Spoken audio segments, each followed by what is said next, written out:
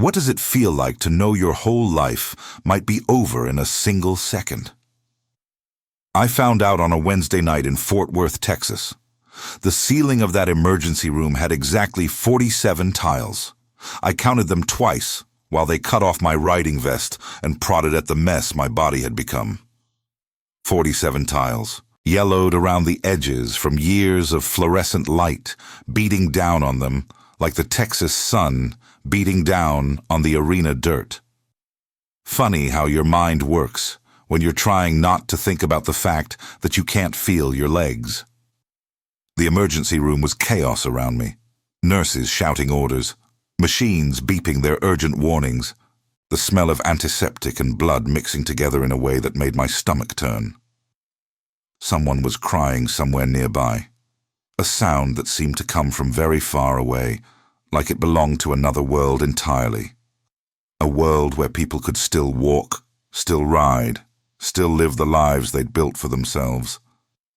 I could hear the muffled sounds of the rodeo crowd still cheering outside, their excitement unaware that one of their favorite riders was lying in the back of an ambulance with his spine in pieces. That's the thing about bull riding. The show always goes on. Always. Mr. Holloway? Cole, can you hear me? The doctor's face swam into view. Young guy. Couldn't have been more than 30, with tired eyes and a coffee stain on his scrubs. Probably never rode anything more dangerous than a desk chair in his life. He had that look they all had, the one that said he was about to deliver news that would change everything. I'd seen that look before, more times than I cared to remember. Yeah, I managed. My voice sounded like gravel scraped across asphalt, rough and broken. I can hear you fine. It's my back I'm worried about. He did that thing doctors do where they try to keep their expression neutral, but their eyes give everything away. Bad news eyes. I'd seen them before, 3 years ago, when Daddy's heart gave out in the middle of the south pasture. He'd been checking on a sick heifer when it happened, dropped right there in the grass like a puppet with its strings cut. Wyatt found him 2 hours later, already gone cold.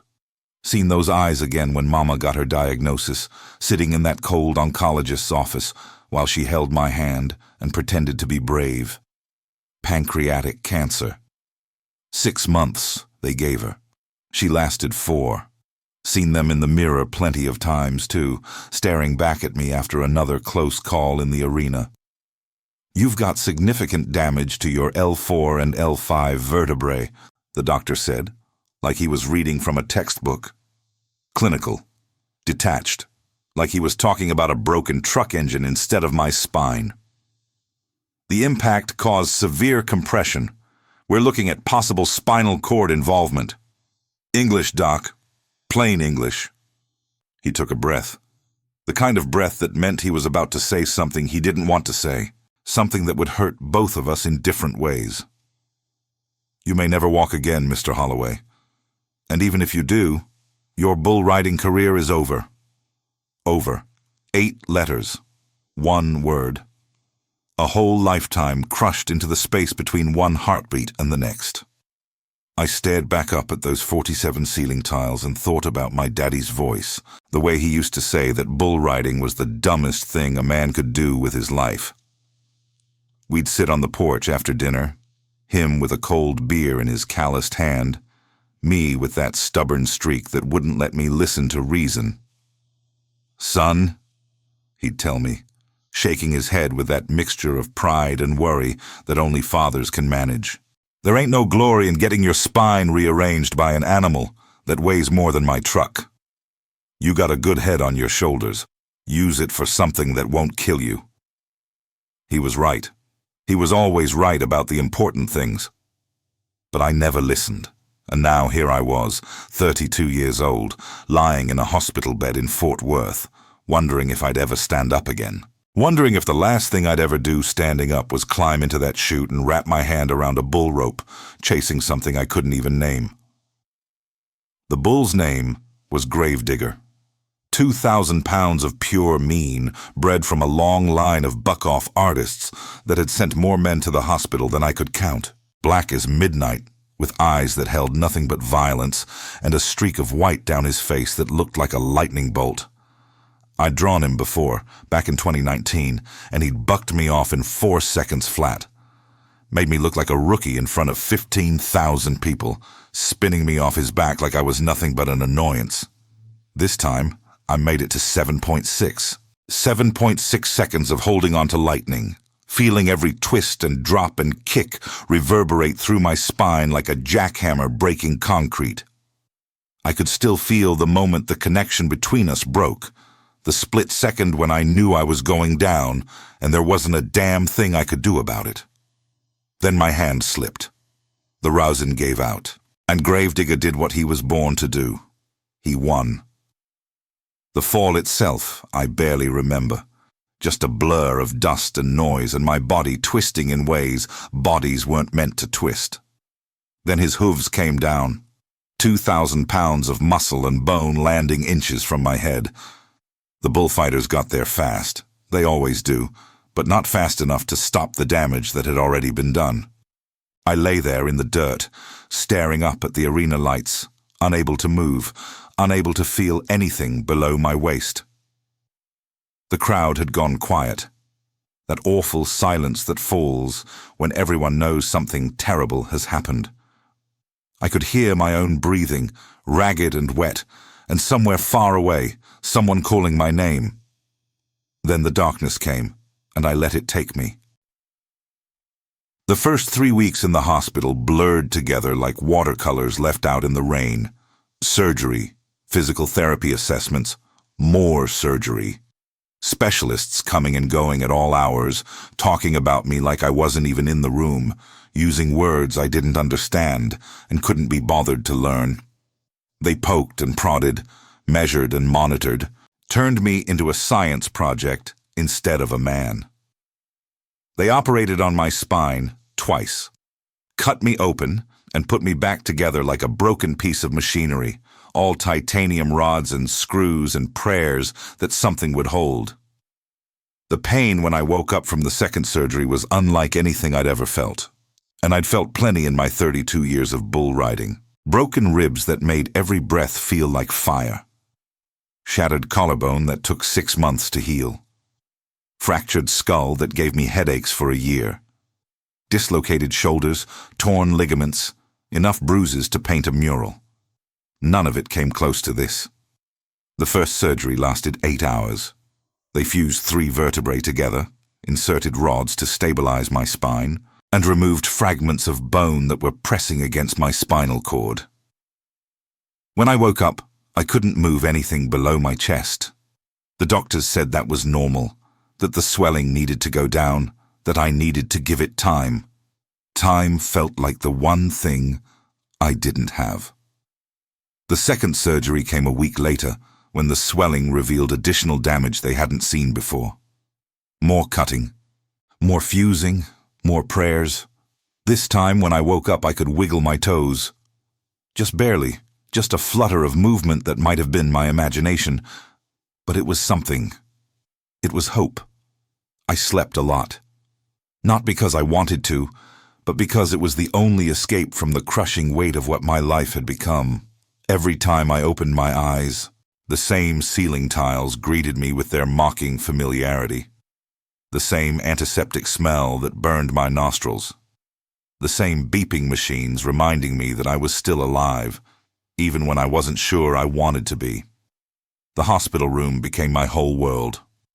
4 walls, a window that looked out at nothing but another building, a TV that played shows I couldn't focus on, and the endless parade of nurses and doctors who spoke to each other over my bed like I was furniture.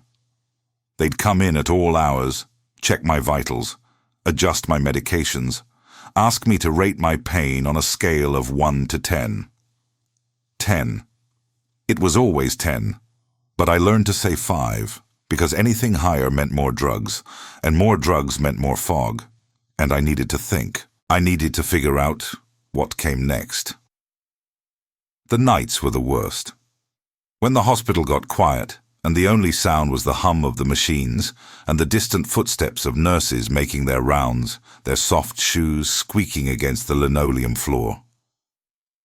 That's when the thoughts came. The ones I couldn't escape no matter how hard I tried, crawling out of the dark corners of my mind like scorpions. What if I never walked again? What if the last thing I ever did standing up was climb into that chute and wrap my hand around a bull rope? What if the life I'd built, the only life I knew how to live, was over before I ever got to say goodbye to it? I'd lie there staring at the shadows on the ceiling, thinking about all the things I'd taken for granted. Walking to the barn in the morning, feeling the cool dew on my boots and the first rays of sunlight warming my face. Standing in the arena, hearing the crowd chant my name, feeling like a king in a kingdom made of dirt and glory.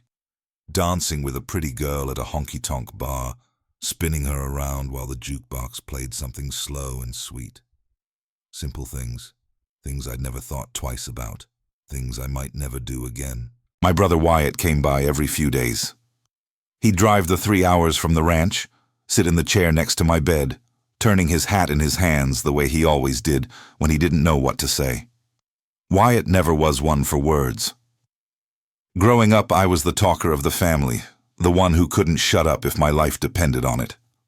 I'd tell stories and crack jokes and charm my way out of trouble. Wyatt was the quiet one, the steady one, the one who let his actions speak louder than anything he could say. He'd just sit there, letting me know I wasn't alone. And that was enough. Sometimes it was more than enough. Sometimes his silence said more than any words could have. He didn't tell me it would be okay, because he didn't know if it would be. He didn't promise me things would get better, because he couldn't. He just sat there, solid as the Texas earth, and let me know that whatever happened, I wasn't facing it alone. Sometimes he'd bring news from home. The fence that needed mending out by the creek. Same fence Daddy had been meaning to fix for 10 years before he died. The calf that got stuck in the mud and nearly drowned before Tommy Wilson pulled it out with his truck and a rope. The way the bluebonnets were starting to bloom early this year, painting the hills in shades of purple and blue, like they did every spring. "Tommy's doing good with the cattle," Wyatt said one afternoon, turning his hat in his hands. "Got the south pasture cleared and the feeding stations restocked. He ain't you, but he ain't bad." "That's good," I said. The words felt hollow in my mouth. The new foal came last week. Pretty little paint, white spots on her hindquarters. Thought maybe you'd want to name her. I didn't want to name her. I didn't want to think about the ranch, about the horses I might never ride again, about the life that was waiting for me if I ever got out of this hospital bed. But Wyatt was trying, and that counted for something. "Lucky," I said finally. "Call her Lucky." Wyatt nodded, like that was a good choice. Lucky it is. He stayed for another hour, not saying much else, just sitting there with me while the machines beeped and the nurses came and went. When he finally got up to leave, he put his hand on my shoulder and squeezed. "You're gonna get through this," he said. "Holloways always do." I wanted to believe him. God help me, I wanted to believe him. The truth was, I didn't care about much of anything anymore. The ranch, the circuit, the life I'd spent 32 years building, it all felt like it belonged to someone else now. Some other Cole Holloway who could walk and ride and do all the things I'd taken for granted every single day of my life. That Cole was gone, and I didn't know if he was ever coming back. Then she walked in. I didn't see her face at first. Just caught a flash of brown hair pulled back in a ponytail, the blue of medical scrubs, a clipboard clutched in capable hands. She was talking to one of the nurses in a low, professional voice, and something about the way she carried herself made me pay attention for the first time in weeks. She moved like someone who knew exactly what she was doing. No wasted motion, no hesitation. Every step purposeful, every gesture precise. There was an efficiency to her movements that spoke of years of practice. of someone who had seen too much to be fazed by anything anymore. I'd spent 15 years studying movement, reading the way a bull shifted its weight, the way it ducked its head before a spin, the way its muscles bunched before a kick. You learned to see these things if you wanted to survive in the arena. And something in the way this woman moved told me she was a survivor too. When she finally turned toward my bed, I saw her eyes first. Hazel. Sharp. The kind of eyes that saw right through whatever bullshit you tried to put up. "Mr. Holloway, I'm Dr. Sarah Chen. I'll be overseeing your rehabilitation." Her voice was clear and direct, no nonsense in a way that reminded me of my mama when she was done playing around. She couldn't have been more than 32 or 33, but she carried herself like someone older, someone who had earned her authority the hard way. "Cole," I said automatically. Mr. Holloway was my daddy. She didn't smile at that, didn't even acknowledge it. Just flipped through the papers on her clipboard, her expression as readable as a brick wall. Most people, you could get a sense of what they were thinking just by watching their face. Not her. She gave nothing away. I found myself wanting to make her smile, wanting to see what her face looked like when it wasn't locked down in that professional mask. It was a strange impulse, considering I'd barely thought about anything except pain and despair for the past 3 weeks. "You've had 2 surgeries to stabilize your spine," she said, her eyes scanning the charts. "The good news is that your spinal cord wasn't severed. You're feeling return to your lower extremities, which is encouraging." She looked up then, meeting my eyes with that direct gaze. "The bad news is that recovery will be long, painful, and there are no guarantees. I've been told I might not walk again." "You've been told accurately. Right now, that's a real possibility." She pulled a chair over and sat down, which surprised me. Most doctors delivered their speeches standing up, like they couldn't wait to get out of the room and move on to the next patient, the next tragedy. But she sat, crossed her legs, settled in, like she had all the time in the world. "But I've also seen patients with worse prognoses make full recoveries," she continued. "I've seen men who were told they'd never walk again run marathons. Women who were told they'd never use their hands again become surgeons. The human body is remarkable in its ability to heal if it's given the right conditions. And what are the right conditions? Hard work, dedication, trust." She leaned forward slightly, her eyes never leaving mine.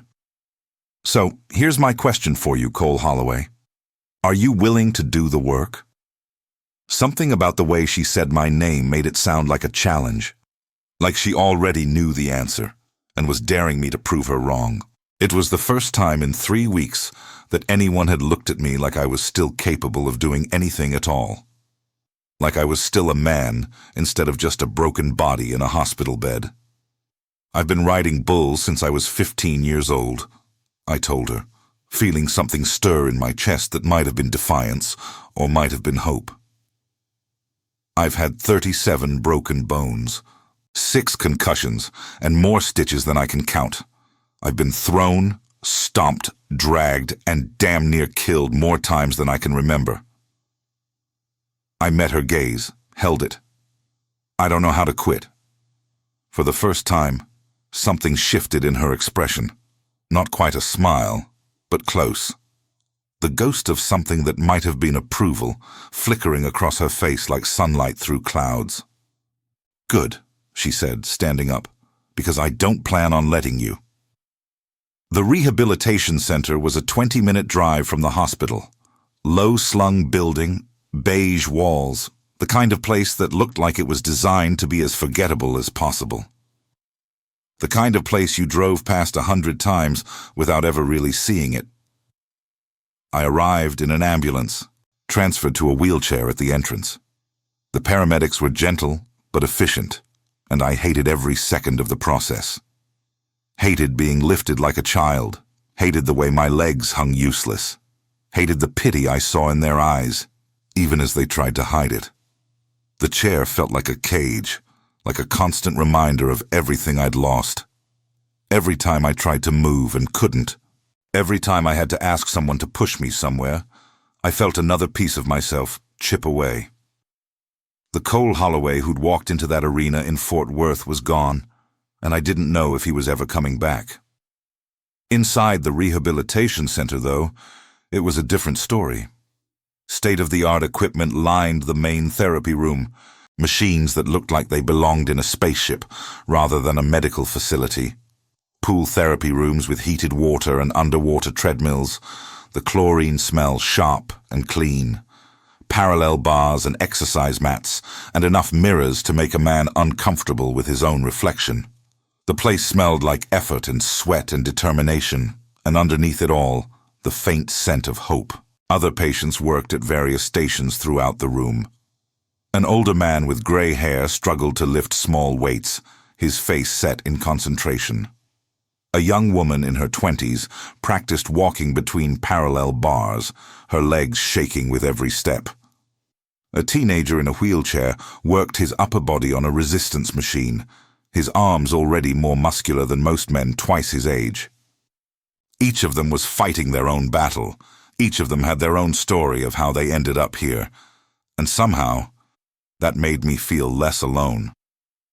"This is temporary," Sarah said, as she wheeled me through the main therapy room. "Think of it as a tool, not a prison." "Easy for you to say. You're not the one sitting in it." She stopped the chair and came around to face me.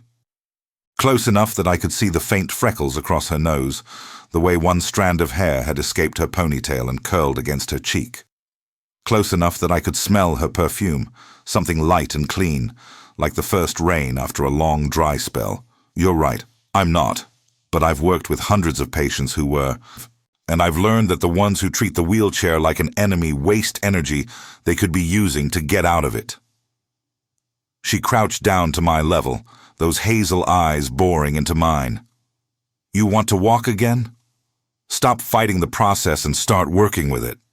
It was the closest thing to a scolding I'd gotten since Mama passed. And damned if it didn't work. "Yes, ma'am," I said. That time, she did smile.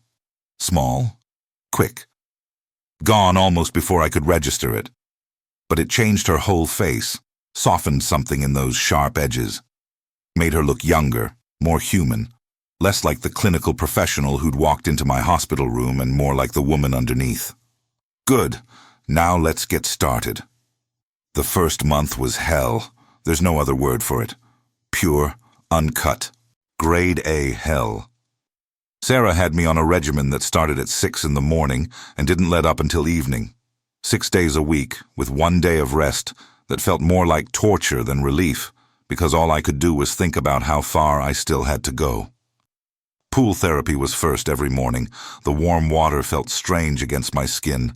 I could feel it on my chest and arms, but below my waist, everything was numb. I floated there, trying to remember how to make my legs do what they were supposed to do, feeling like a newborn calf learning to stand for the first time. Sarah would guide me through the exercises, her hands steady and sure, her voice calm and patient. "Focus on the connection," she'd say. "Don't think about the movement. Think about the message from your brain to your legs. The pathway is still there. We just need to wake it up." After pool therapy came weight training for my upper body, building the muscles I'd need to support myself while my spine healed. Push-ups and pull-ups and rows and presses, pushing against resistance until my arms shook and sweat dripped down my face. My upper body had always been strong. You don't ride bulls for 15 years without developing serious muscle. But now I needed it to be stronger. Strong enough to carry me when my legs couldn't. Then electrical stimulation for the nerves that had forgotten how to fire, sending jolts through my body that made me grit my teeth and curse under my breath. The machine looked like something out of a science fiction movie, with electrodes attached to my legs and a control panel that Sarah operated with careful precision. Each shock was like a tiny lightning bolt, a reminder that my body was still capable of feeling, still capable of responding. Stretching sessions came next, pushing my body past limits I didn't know I had. Sarah would bend and flex my legs, working the muscles and joints to prevent atrophy and maintain range of motion. It hurt. Everything hurt. But I was starting to understand the difference between pain that damaged and pain that healed. Massage therapy to work out the knots and tension that built up from hours of effort. Then more pool therapy, more weight training, more everything. By the end of each day, I was so exhausted I could barely keep my eyes open. Hours on the parallel bars, trying to take steps that felt more like controlled falls. The sweat poured down my face, soaking through my t-shirts, pooling in the hollow of my throat. My arms shook from the effort of holding myself up. My legs trembled like a newborn foal trying to stand for the first time. And Sarah was there, always there, watching everything with those sharp eyes. Every day, she pushed me harder than the day before. Every day I cursed her name under my breath while I sweated and strained and fought against muscles that didn't want to cooperate. "You're favoring your right side," she'd say, adjusting my posture with hands that were somehow both gentle and firm. "Even it out. The imbalance will slow your recovery. Maybe I like my right side better. Then your left side will never catch up, and you'll be walking crooked for the rest of your life. Is that what you want?" It wasn't. So I evened it out, gritted my teeth, and did what she asked. Because underneath all that drill sergeant attitude, I was starting to realize something important. Sarah Chen actually gave a damn. She showed up early, before any other staff member arrived, already preparing for my sessions. Stayed late, reviewing my progress and adjusting my routine for the next day. She never once made me feel like just another patient on her roster, another name on a chart, another tragedy to fix and forget. She remembered things, small things, like how I took my coffee, black, 2 sugars, and which exercises made the pain in my back flare up worse than others. She knew when I was pushing too hard and when I wasn't pushing hard enough. She adjusted routines on the fly, watching my face for signs of distress I was too proud to voice, and called me out when I tried to push through pain that might do real damage. "There's a difference between good hurt and bad hurt," she told me one afternoon, 3 weeks into treatment. I'd been working the parallel bars, trying to take steps that felt more like controlled falls, and the sweat was dripping down my face, stinging my eyes. My whole body shook with the effort. Good hurt means you're building. Bad hurt means you're breaking. Learn to tell the difference, or you'll set yourself back weeks. And if I can't tell, then trust me to tell you. She handed me a towel, her fingers brushing mine briefly. The contact sent a jolt through me that had nothing to do with electrical stimulation. "That's what I'm here for." I wiped my face and looked at her, really looked, for maybe the first time. The dedication in her eyes that never seemed to waver. The patience she somehow maintained even when I was at my worst, snapping at her out of frustration and fear. The way she stood there, solid and unshakable, like a lighthouse in a storm. "Why do you do this?" I asked. "This job, I mean. Can't be easy, watching people struggle every day, watching them hurt and fail and have to start all over again." She was quiet for a moment, considering the question like it deserved an honest answer. Most people would have brushed it off, given some generic response about wanting to help people, about finding their calling. But Sarah wasn't most people. "My father had a stroke when I was 16, she said finally, her voice softer than I'd ever heard it. Left side of his body paralyzed. The doctor said he'd never walk again, never hold a pen, never do any of the things that made him who he was." She paused, and I saw something flicker across her face. Pain, yes, but also something else. Pride, maybe, or gratitude. "He proved them wrong," she continued. "Took him 2 years of the hardest work I've ever seen anyone do, but he did it. The physical therapist who worked with him, she never gave up on him. Not once, not even when he wanted to give up on himself. She showed up every day, pushed him when he needed pushing, held him when he needed holding.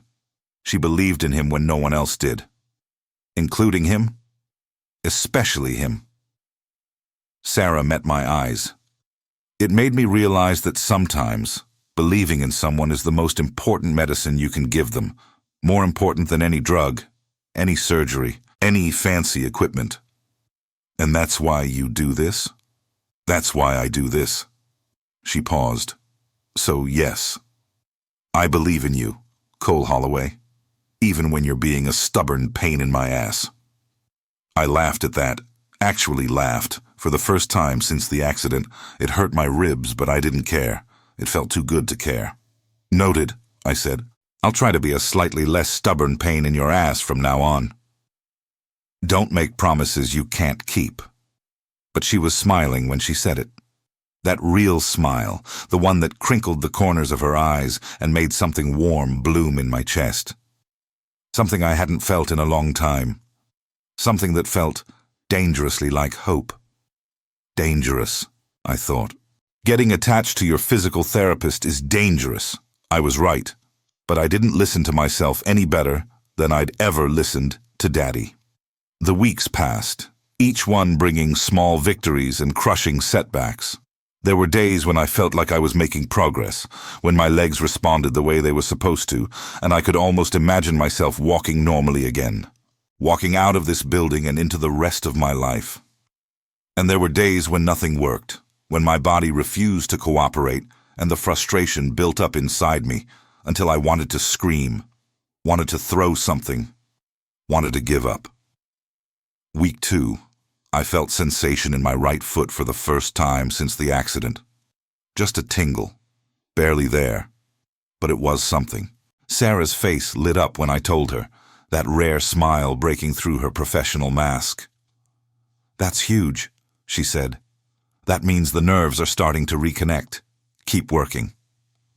Week 3, I could wiggle my toes on command. Both feet, all 10 toes, moving when I told them to move.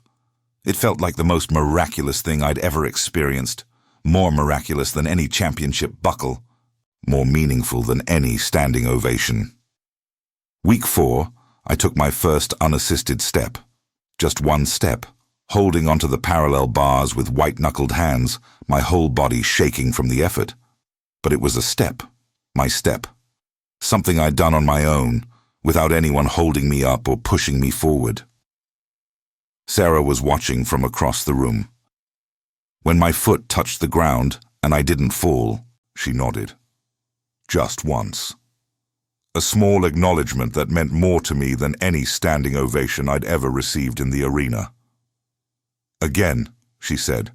So I did it again, and again, and again, until my legs gave out, and I had to lower myself back into the wheelchair, exhausted but triumphant, covered in sweat, every muscle aching, but feeling something I hadn't felt in months. Alive. Good work, she said, handing me a water bottle. You've earned a break. I don't want a break. I want to keep going. And that's exactly why you need a break. You push too hard, you'll set yourself back. Trust me on this. I trusted her. That was the thing I couldn't explain even to myself. I barely knew this woman, but I trusted her more than I'd trusted anyone in years. Maybe it was because she'd seen me at my lowest, broken and helpless in that hospital bed, and hadn't looked away. Maybe it was because she believed in me when I couldn't believe in myself. Or maybe it was something else entirely, something I wasn't ready to name yet. Week 6 was when things started to change. Not my legs. Those were coming along slow but steady, the feeling returning inch by inch, the muscles remembering what they were supposed to do. By now, I could walk the length of the parallel bars without stopping, could stand on my own for almost a minute before my legs started to shake. The changes were smaller, more personal. The kind of changes that sneak up on you when you're not paying attention. Like the way Sarah started staying after sessions to talk, not about therapy, but about life. She'd pour us both coffee from the break room, black for me, with cream and sugar for her, and we'd sit in the empty therapy room as the sun went down, talking about everything and nothing. She told me about her apartment near downtown, that she'd decorated herself piece by piece over the years. A small place, she said, but it was hers. She'd painted the walls herself, hung the artwork herself, built the bookshelves from kits she'd bought at a hardware store. She told me about the cat she'd adopted last year, an orange tabby named Hank, who knocked things off her counter just to watch them fall. "He's a menace," she'd say, but there was warmth in her voice that told me she wouldn't have it any other way. She'd show me pictures on her phone, and I'd pretend to be more interested in the cat than in the glimpses of her apartment, her life, the world she'd built for herself. She told me about her brother in California, a software engineer who worked too many hours and never called enough. About her mother, who still called every Sunday without fail, worried that her daughter worked too hard and didn't eat enough and would never find a nice man and settle down. "She means well," Sarah said, rolling her eyes. "But she doesn't understand that I'm not looking for someone to take care of me. I can take care of myself." "Nothing wrong with letting someone take care of you once in a while," I said. She looked at me then, really looked, and something passed between us that neither of us acknowledged. A spark, a possibility, a door that neither of us was brave enough to open. And she asked about me, about the ranch I grew up on, the 1,000 acres of Texas dirt that had been in my family for 4 generations. I told her about the way the morning light looked coming over the hills, painting everything gold, about the sound of the cattle lowing at sunset, the smell of fresh-cut hay, the feeling of a good horse beneath you as you rode the fence line. I told her about the rodeo circuit I'd spent 15 years traveling, the cheap motels and long drives and the brotherhood of men who understood what it meant to climb onto a bull and hold on for dear life, the camaraderie, the competition, the strange family you built with people who were trying to break the same bones you were, about Wyatt and the niece and nephew I barely saw, because I was always on the road, always chasing the next ride, the next championship, the next 8 seconds. About my parents, both gone now, and the weight of being the last one left who remembered the way things used to be. "You miss it," she said one evening. We were sitting in the empty therapy room, the lights dimmed, both of us too tired to move. Outside the sun had set, and the windows showed nothing but darkness and the faint reflection of our own faces. "Miss what?" "The rodeo, the bull riding. Like breathing. Even after what it did to you?" I considered the question, thought about all the pain, all the broken bones, all the times I'd woken up in hospital beds just like the one I'd just escaped. Thought about Gravedigger's hooves coming down inches from my head, the sound of the crowd gasping, the darkness that swallowed me whole. But I also thought about the rest of it. The feeling of the chute gate opening, of 2,000 pounds of power exploding beneath me. The roar of the crowd, the adrenaline coursing through my veins, the pure primal joy of survival. The moments when everything else fell away, and there was nothing left but me and the bull, and the challenge of staying on. "It's the only thing I've ever been good at," I said finally. "The only thing that made me feel like I was worth something. When you're on a bull, there's no past, no future, no bills to pay, or relationships to fix, or regrets to carry around.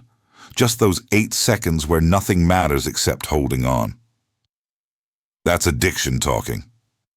Maybe, or maybe it's the truth. I looked at her, sitting there in the half-light, her scrubs rumpled, and her hair coming loose from its ponytail. She looked tired but beautiful, and I wondered if she knew, if she had any idea what she did to me just by being in the same room. "When's the last time you felt like that?" I asked. "Like nothing else in the world mattered except that one moment?" She didn't answer right away, just sat there, turning the question over in her mind, like she was examining it from every angle. "Medical school," she said eventually. "The first time I helped a patient walk again. He'd been paralyzed for 8 months. A car accident that everyone said he'd never recover from. His family had given up. His doctors had given up. He'd given up. But I saw something in him, something stubborn. Something that refused to quit, and I pushed him, harder than I'd ever pushed anyone. And he walked. He walked. And when he took those first steps, he cried. I cried. Everyone in the room cried. A small smile crossed her face. That feeling, that moment of watching someone accomplish something impossible. That's why I do this. That's my 8 seconds. Then you understand. I understand the feeling. I don't understand deliberately putting yourself in harm's way to chase it. That's because you've never been in the arena. It came out harsher than I intended, but Sarah didn't flinch. She just looked at me with those hazel eyes, steady as always. You're right, she said quietly. I haven't, but I've seen what the arena does to men like you. I've seen the broken bodies and the ruined lives and the families left behind to pick up the pieces. She paused, and something dark flickered across her face. I've been doing this job for 7 years, Cole. Do you know how many former bull riders I've treated? I shook my head. 14. You're number 14. Do you know how many of them went back to the arena after I helped them recover? How many? 11. Do you know how many of them ended up back in my care or worse? I already knew the answer, could see it in her face. All of them, she said. Every single one. 2 are dead. 3 are in wheelchairs they'll never leave. The rest are living with chronic pain that will never go away. Her voice was steady, but I could hear the emotion underneath, held back by sheer force of will. So yes, I understand the feeling.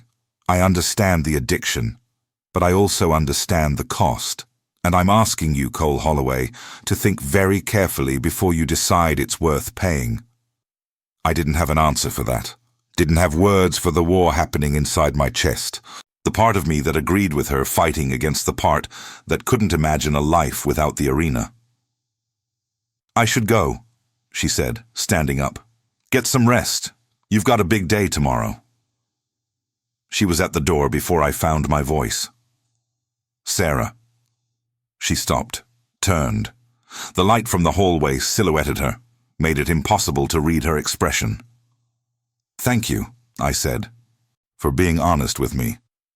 A pause, then, that's all I know how to be. She left, and I sat there in the dark, alone with the questions she'd raised and the answers I couldn't find. The weeks at the ranch passed slowly. Each morning I'd wake before dawn, make coffee the way Mama used to make it, and sit on the porch watching the sun come up over the hills. The colors would shift from deep purple to orange to gold, and for a few minutes everything would be quiet, except for the cattle stirring in the pastures and the birds starting their morning songs. It should have been peaceful, should have been enough. But the quiet got inside my head and wouldn't let me rest. I'd find myself reaching for my phone, pulling up videos of riders I used to compete against, watching them make the 8 seconds I'd spent my whole life chasing, watching the scores flash on the screen, the crowd erupting, the rider pumping his fist in victory. That should have been me. That was supposed to be me. I threw myself into ranch work, trying to outrun the restlessness that ate at me, fixed the fence out by the creek that Daddy had been meaning to fix for 10 years. Rebuilt the chicken coop that had been falling apart since Mama passed, mucked out stalls, hauled hay, branded calves. Physical labor, the kind that made your muscles burn and your mind go blank. But at night, alone in the house where I'd grown up, the thoughts came back. The memories, the what-ifs, and the might-have-beens.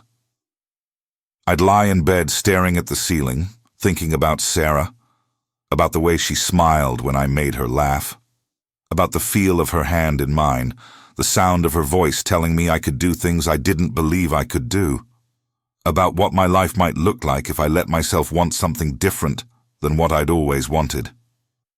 She called once, about 2 weeks after I got home. Her name lit up my phone screen, and my heart jumped into my throat like I was 16 again, asking a girl to the school dance. "Hey," I said, trying to sound casual and failing miserably. "Hey, yourself." I could hear the smile in her voice. "How's the ranch?" "Good. Quiet. Too quiet, maybe." A pause. "And how are you?" That was the question I didn't know how to answer. How was I? Alive, which was more than some people got. Walking, which the doctors said might never happen. Free, which was what I'd always wanted but now felt more like being lost. "I'm okay," I said. "Getting there." "That's good. That's really good." Another pause. "I've been thinking about you." My heart did something complicated in my chest. "Yeah? Yeah. I keep wondering if you're actually resting like you're supposed to, or if you're out there doing something stupid like trying to break a wild horse." I laughed. "No wild horses, just regular ranch work." "Regular ranch work that involves lifting things heavier than you should be lifting?" "Maybe." "Cole Holloway, if you undo all my hard work, I swear to God." "Yes, ma'am. I hear you." I was grinning now, couldn't help it. "I'm being careful, promise." "Good." Her voice softened. "I worry about you, you know." "I know. I worry about me too sometimes." The silence stretched between us, full of things neither of us knew how to say. Finally, she spoke. "I should let you go. It's late." "Sarah." "Yeah." I wanted to tell her to come to the ranch, wanted to ask her to dinner, to a movie, to anywhere I could see her face and hear her laugh and feel like maybe my life wasn't over after all. But the words stuck in my throat, held back by fear and pride and the ghost of the man I used to be. "Thanks for calling," I said instead. "It means a lot." "Take care of yourself, Cole. You too." The line went dead, and I sat there in the dark, holding my phone like a lifeline, wondering when I'd become such a coward. The night before the Fort Worth event, I couldn't sleep. I lay in the motel bed, staring at the water-stained ceiling, running through every ride I'd ever made in my head. The good ones and the bad ones. The ones where I'd walked away clean, and the ones where I'd been carried out on a stretcher. I thought about Gravedigger. About the sound his hooves made coming down next to my head. About the moment I realized I couldn't feel my legs. I thought about Sarah. About the look on her face when she told me about the 11 riders who'd gone back and the price they'd paid. Did I want to be number 12? The question haunted me all night. I must have fallen asleep eventually because I dreamed about the arena, about the chute gate opening and the world exploding beneath me, about falling and never hitting the ground. I woke up sweating, the sheets twisted around my legs like ropes. The sun was just starting to come up, painting the motel curtains in shades of orange and gold. This is it, I thought. This is the day. I got up, showered, dressed, ate breakfast at a diner down the street from the motel, the same diner I'd eaten at 100 times before 100 different rides. The waitress brought me coffee without being asked. She remembered me from before, asked if I was riding tonight, told me she was glad to see me back. "Good luck out there," she said when I left. "We'll be watching." I drove to the arena early, parked in the lot reserved for riders. The building looked the same as it always had, big and sprawling, the PBR banners hanging from the roof, the sound of bulls shifting in their pens, carrying across the parking lot. This was where it had happened. This was where Gravedigger had broken me. And this was where I was going to prove that I was still whole. I walked through the back entrance, nodding at the stock contractors and event staff who recognized me. Some of them clapped me on the shoulder, told me it was good to see me back. Others just looked at me with that mixture of respect and concern that said they knew what I was risking. I found my name on the draw sheet. Hellfire. 2,000 pounds of spinning fury with a buck-off rate that made experienced riders think twice. I was 32 years old. I'd had 37 broken bones, 6 concussions, and a spinal injury that should have ended my career. I was about to climb onto a bull that had sent a dozen men to the hospital, and I'd never been more scared in my life. The arena started filling up around 6. I could hear the crowd gathering, their voices merging into that familiar roar of anticipation. The other riders were warming up, stretching, wrapping their hands, going through the rituals that separated them from the fear. I did the same, stretched my back, tested my legs, made sure my body still remembered what to do. It did. Sarah had made sure of that. Sarah. I checked my phone for the 100th time, looking for a message that hadn't come. She said she'd be here. She promised. But what if she'd changed her mind? What if she'd decided I wasn't worth saving twice? Then I saw her. She was standing by the rail near the chutes, wearing jeans and a western shirt instead of her usual scrubs. Her hair was down, loose around her shoulders, and she looked so beautiful it made my chest ache. Our eyes met across the chaos of the backstage area. She didn't wave, didn't smile, just looked at me with those hazel eyes, steady and sure. "I'm here," that look said. "I'm watching. Don't let me down." The ride itself lasted exactly 7.8 seconds. 7.8 seconds of holding on while Hellfire tried every trick in his considerable arsenal to throw me off. Spinning left, dropping his shoulder, kicking high, changing direction without warning. But I held on. My legs gripped his sides, my arm found the rhythm, my body remembered everything Sarah had taught it to do. The crowd roared. The dust flew. The world narrowed down to nothing but me and the bull and the battle between us. When the buzzer sounded and I finally let go, I felt something shift inside me. Not triumph exactly, though there was some of that. Not relief, though there was plenty of that too. It was more like completion. Like I'd finished something I'd started a long time ago. Like I could finally close this chapter and move on to whatever came next. I hit the ground, rolled, came up running. The bullfighters were there, doing their job, keeping Hellfire busy while I made my way to the fence. The crowd was on their feet, cheering, and for a moment, I let myself soak it in one last time. Then I turned and looked at Sarah. She was crying, smiling and crying at the same time, her hands pressed to her mouth like she was trying to hold something in. When our eyes met, she shook her head slowly, like she couldn't believe what she'd just seen. I walked toward her. Through the gate, past the riders waiting for their turns, past the stock contractors and the event staff. Everything else faded away until there was nothing left but her. "You made it," she whispered when I reached her. "I made it. You actually made it." "Yeah." I reached out, touched her face, wiped away a tear that was rolling down her cheek. "But I think I'm done now." She looked at me then, really looked, and whatever she saw in my face made her start crying harder. "You're done."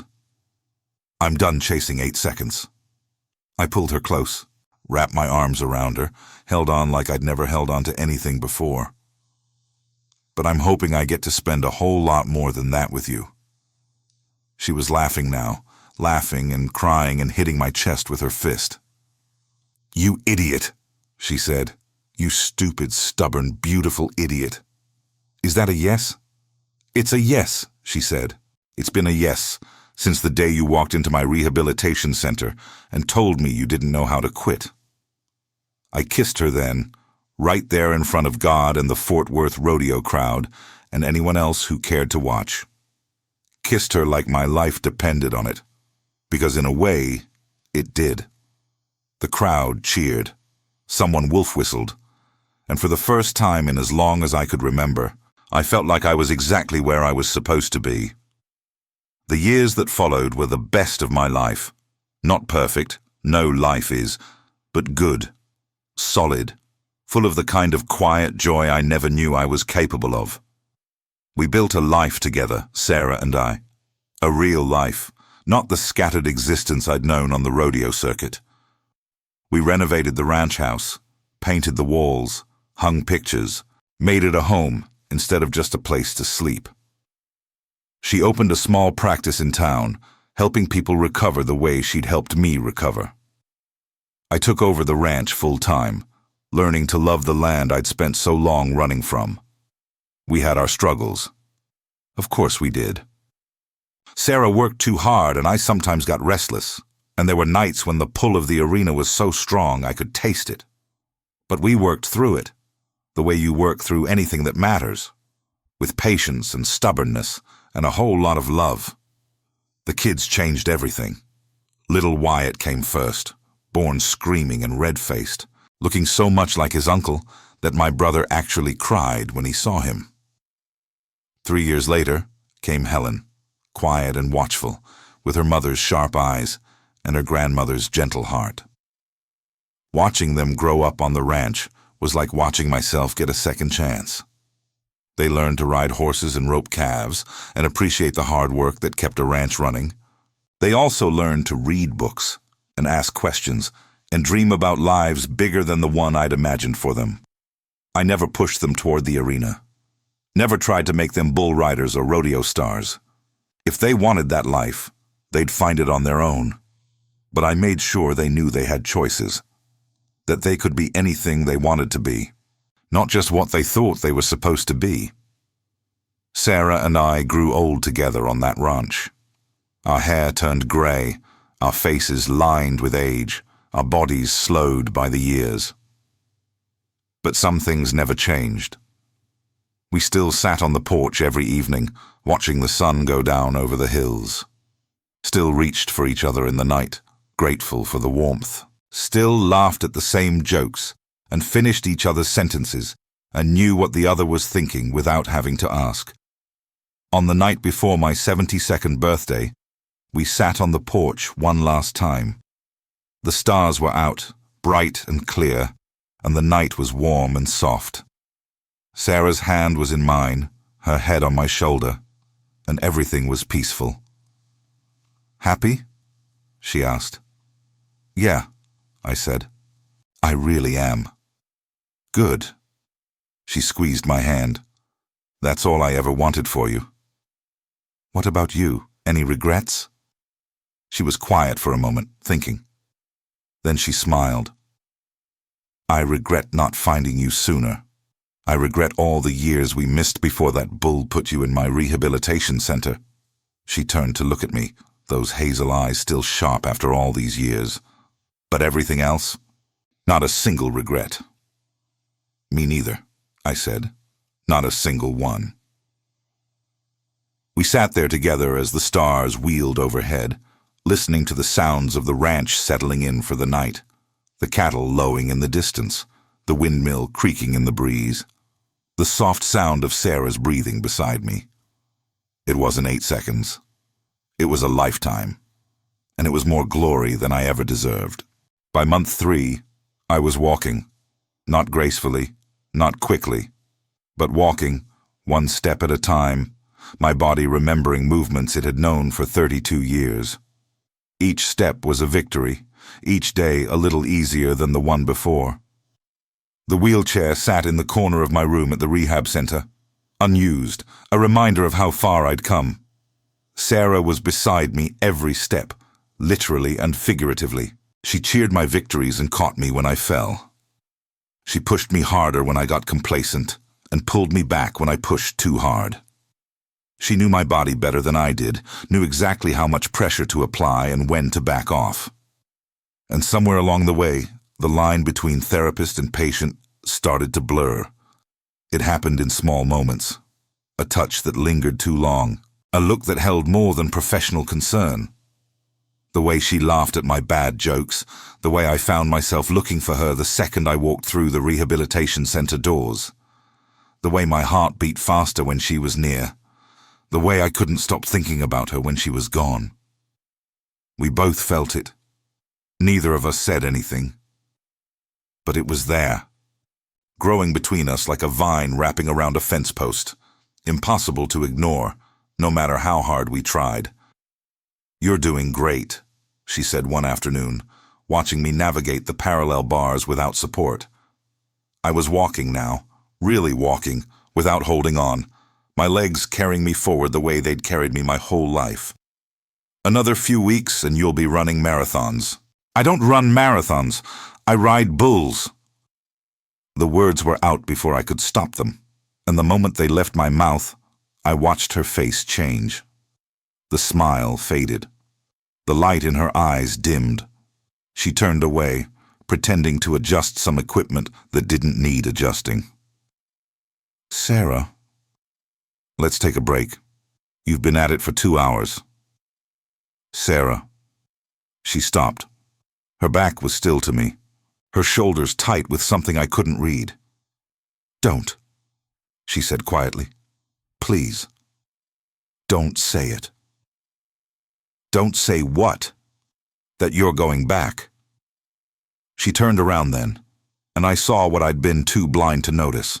The fear, the hope, the something more that she'd been hiding just as carefully as I'd been hiding mine. I know you are. I've known it for weeks. I see it in your eyes every time you watch those videos on your phone, the old footage of your rides. You're not rehabbing to walk again. You're rehabbing to ride again. I wanted to deny it, wanted to tell her she was wrong. But Sarah Chen wasn't the kind of woman you could lie to, and I wasn't the kind of man who could lie to her. It's who I am, I said. It's what you do. There's a difference. Not for me. It never has been. She walked toward me then, slow, deliberate, closing the distance between us until she was close enough that I could see the tears she was fighting to hold back. Then, tell me something, she whispered. That night, when Gravedigger almost killed you, when you were lying in the dirt, unable to move, not knowing if you'd ever walk again, what were you thinking? I remembered. God help me. I remembered every second of it. The smell of the dirt, the roar of the crowd, the terror that gripped me when I realized I couldn't feel my legs. The darkness closing in, the certainty that this was it, that this was how it ended. I was thinking about all the things I'd never done, I admitted. All the things I'd put off because there was always another ride, another event, another season. I was thinking about how I never told my daddy I loved him before he died. How I missed Mama's last Christmas because I was at a competition in Las Vegas. How I'd spent my whole life chasing 8 seconds of glory and never stopped to notice everything I was leaving behind. And what about now? Her voice broke slightly. What about all the things you could still do? The life you could still have? I don't know how to have that life. I could teach you. She reached up, touched my face. Her fingers were cool against my skin, gentle in a way that made my heart ache. If you let me.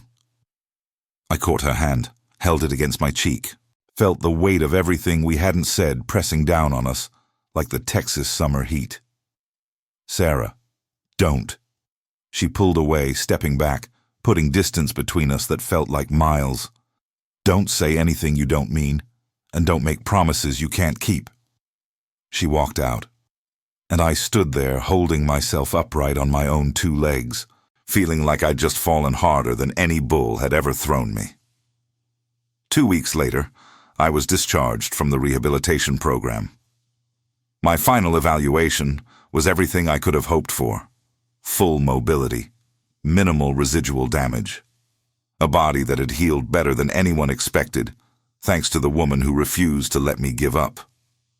Sarah wasn't there when I left. She'd taken the day off, which told me everything I needed to know about how she felt.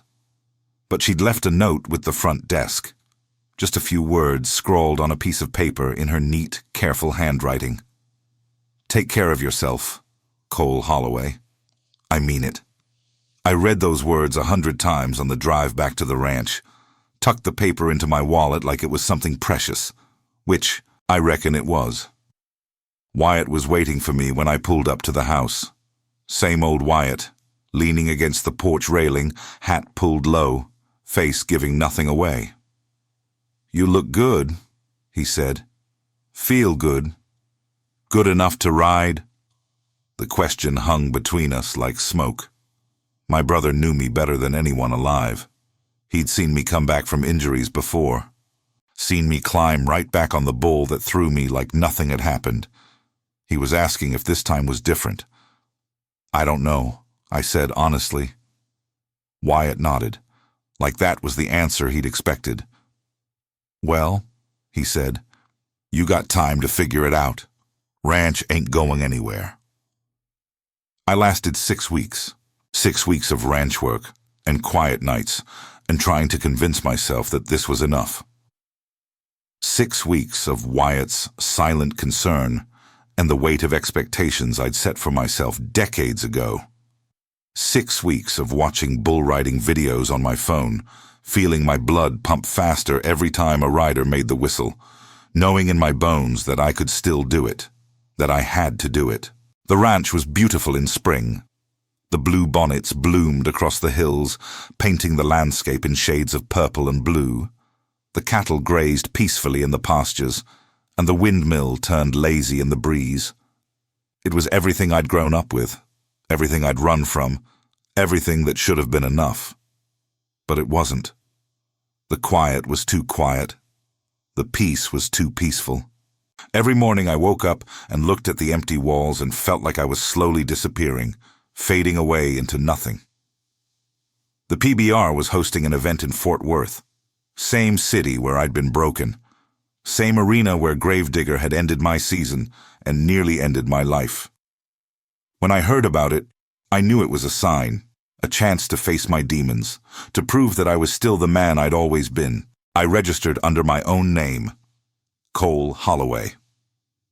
The night before the event, I drove to Fort Worth early, checked into a motel near the arena, sat on the edge of the bed and stared at the wall, thinking about all the reasons this was a bad idea. Then my phone rang. Unknown number. Local area code. I answered. "Hello?" "Don't do it." Sarah's voice. The sound of it hit me like a physical blow. "How did you—" "I saw your name on the registration list. Fort Worth PBR, tomorrow night." A pause. "Please, Cole. Don't do it. You know I can't." "You can. You just won't."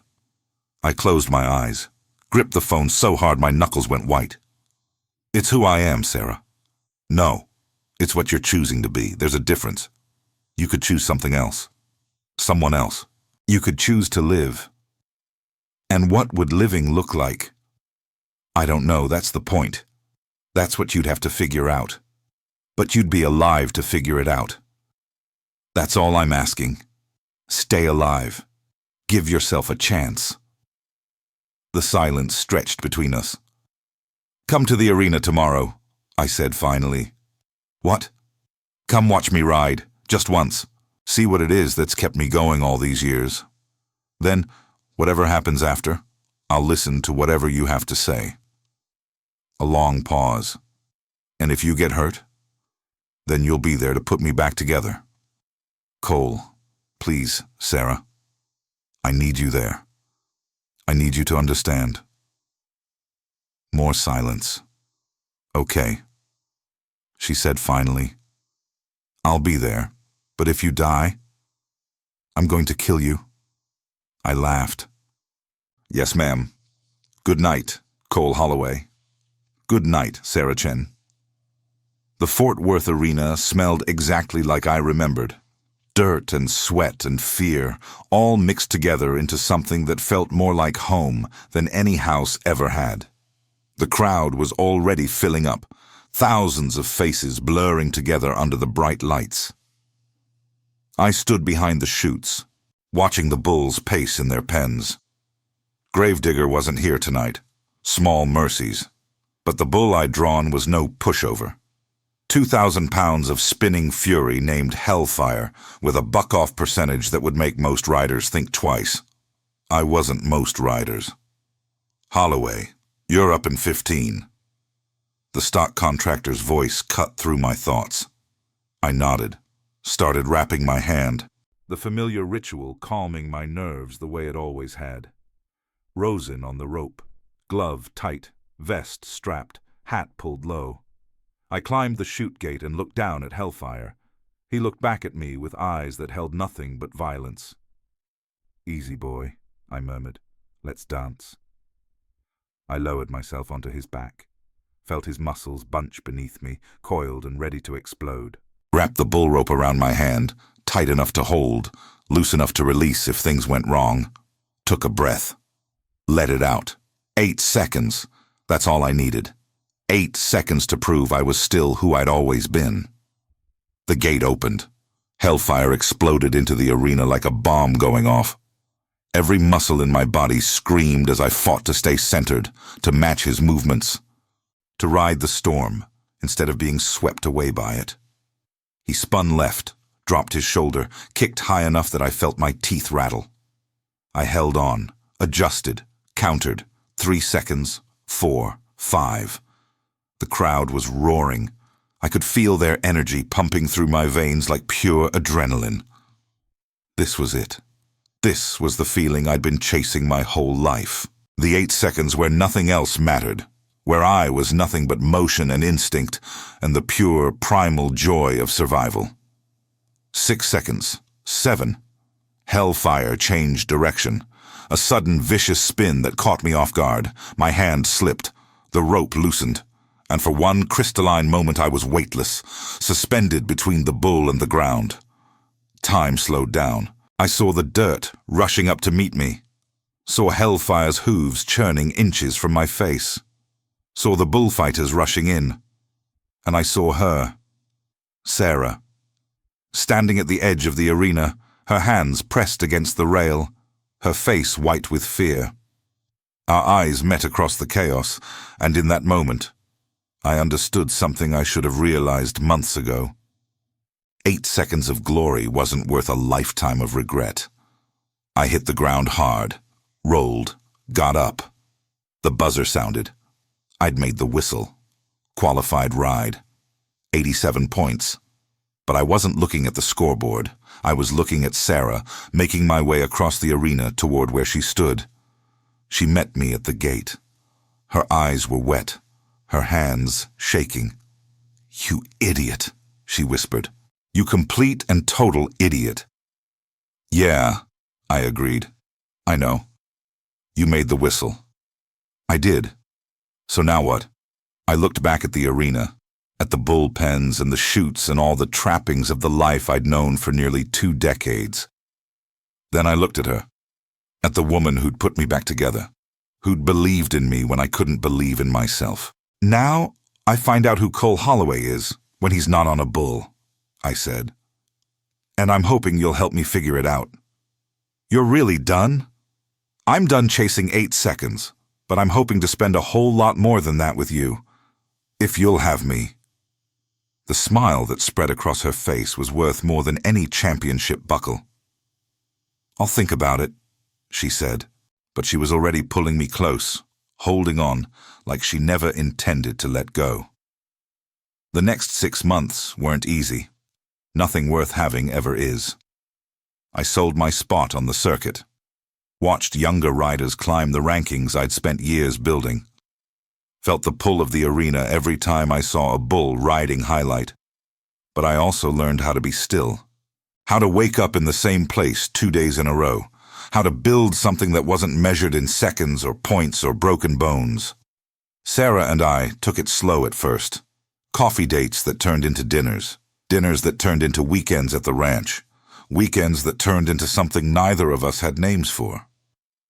She came to the ranch for Thanksgiving, met Wyatt, who actually smiled for once, helped me cook a turkey that turned out passable, sat on the porch after, wrapped in a blanket, watching the stars come out.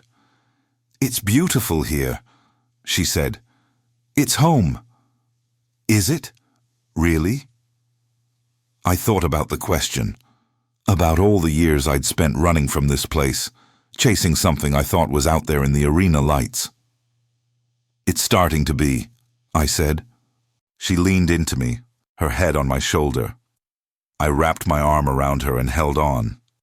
"I love you, Cole Holloway." The words hit me square in the chest. "I love you too, Sarah Chen." She looked up at me then, those hazel eyes soft in the starlight.